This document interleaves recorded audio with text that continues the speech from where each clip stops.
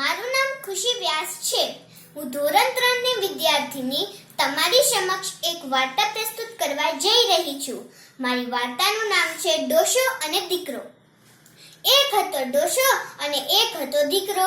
બંને પરગામ પોતાનું ગધેડું વેચવા નીકળ્યા હતા. તે બંને આગળ ચાલે અને ગધેડું પાછળ દોરાયું આવે. ત્યાં તેમને રસ્તામાં બે જુવાનિયા મળ્યા. તે કહે, હે રામ, આ બંને જેવા મૂર્ખ કોઈએ જોયા છે? ગધેડું પાછળ ચાલ્યું આવે છે અને આ બંને પોતાના પગ તોડે છે. બાપને વાત સાચી લાગતા તેને પોતાના દીકરાને ગધેડા ઉપર બેસાડ્યો અને પોતે આગળ ચાલ્યો. ત્યાં તેમને રસ્તામાં બે બાઈઓ મળી.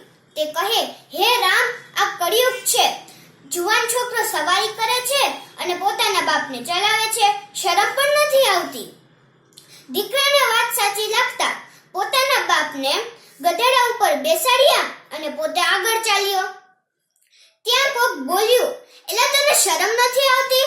પોતાના દીકરાને ચલાવે છે અને પોતે સવારી કરે છે. તો બંને ગધેડા ઉપર બેસી ગયા. ત્યાં ગામના પાદરમાં બેસેલા એક ટોળામાંથી કોક બોલ્યું, આ બંનેને ગધેડાની દયા આવે છે કે નહીં?